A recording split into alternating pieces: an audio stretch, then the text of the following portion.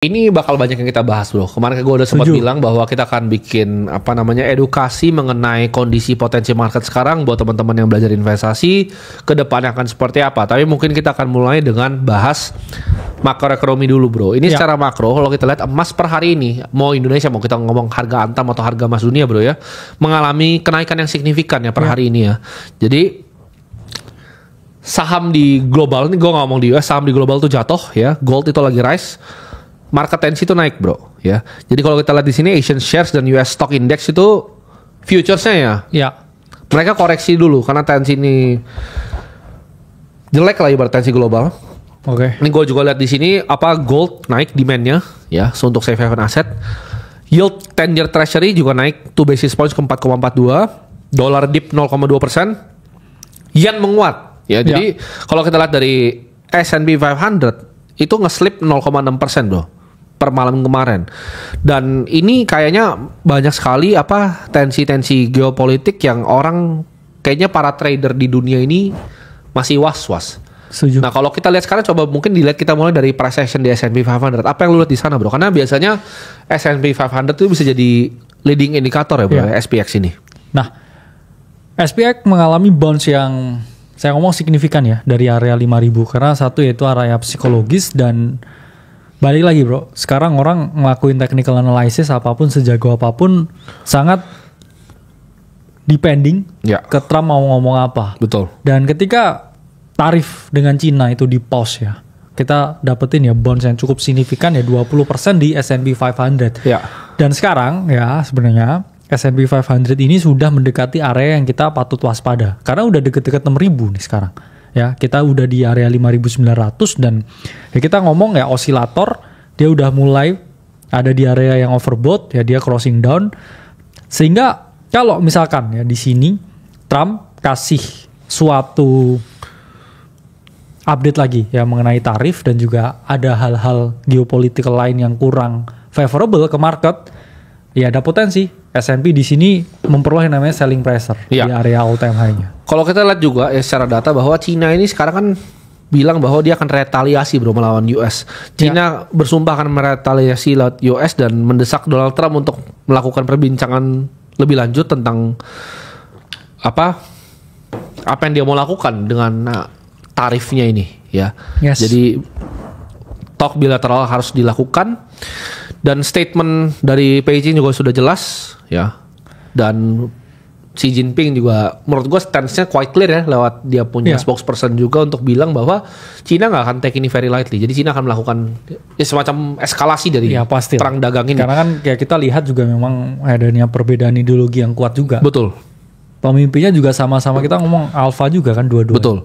Jadi kayaknya ini bertuburuk kan karena Donald Trump yang nggak mau ngalah, tapi Xi Jinping juga nggak mau ngalah. Dan kita bisa ngeliat juga shock interest ini terjadi ketika pasar obligasi ini mengalami penurunan yang dalam. Jadi ada 3 nih kondisi yang teman-teman bisa lihat secara global. 1 itu emas itu naiknya signifikan bro. 2 itu pasar saham global mengalami penurunan, obligasi mengalami penurunan bro.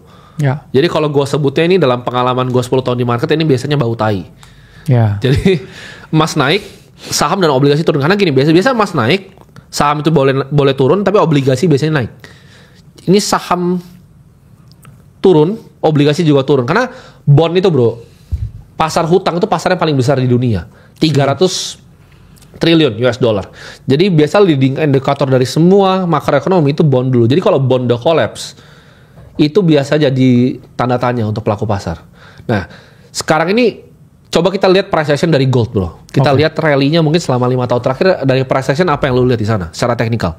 Nah, kita lihat ya dari chartnya gold bro, up only memang. Kita ngomong weekly, dia juga masih konsolidasi dan juga kita lihat ya monthly chartnya. Ya, gold melakukan parabolic run dan cukup signifikan ya kalau kita ngomong lah dari 2024 ya ini dia rally 77% ya untuk suatu komoditas yang mana usianya udah segitu lamanya. Gold rally-nya ini luar biasa tinggi dan sekarang ya ini dia masih belum ada ya tanda-tanda penurunan meskipun ya kita ngomong osilator dia nggak ready, tapi kalau kita kecilin time frame-nya ya dia tetap kuat ya. Price action-nya kuat.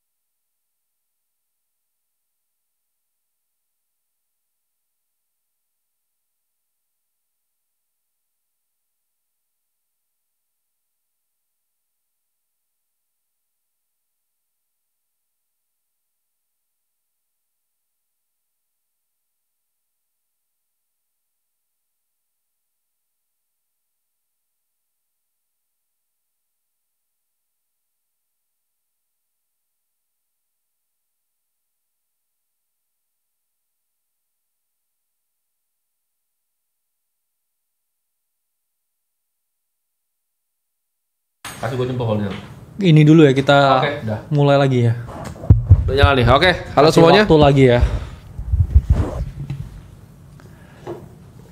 Udah kedengeran belum? Coba kalian chat di sini semua.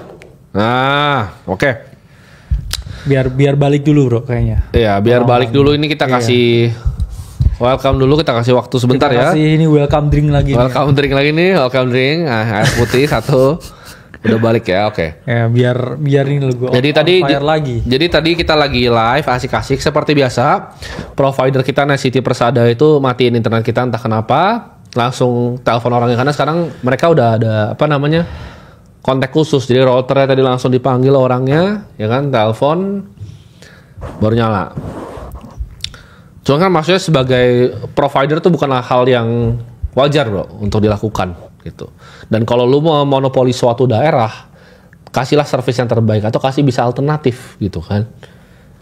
Jadi mungkin nextnya kita atau pindah set aja mungkin kali ya ke rumah gua taruh Starlink-nya di balkon nanti nextnya ya. Kita pakai Elon Musk dibanding NetCity Persada. Ya, gue sebut namanya langsung di sini karena menurut gue sangat tidak profesional dan sangat tidak bertanggung jawab. Kita bayar yang paling mahal dan ini router banyak sekali. Kita punya khusus loh ini. Satu ruangan ini, ruang meeting tuh satu router khusus, di luar ada 2 router.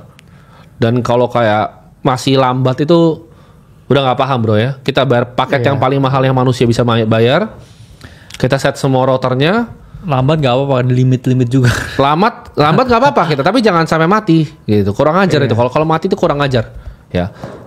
Benar-benar kurang ajar dan gua rasa busuk ya. Kalau lu monopoli daerah tapi lu kasih kualitas yang kayak sampah tuh busuk. Ya, kita lanjut aja. Dan tadi kita bahas bro soal gold, ya kan? Gimana tadi price action gold yang kepotong tadi? Bener. Narasi lu. Ini pertanda apa ini buat gold ya? Ya semoga nggak pertanda negatif ya. Karena gold been rallying dan kita tahu banyak posisi smart money gede di gold.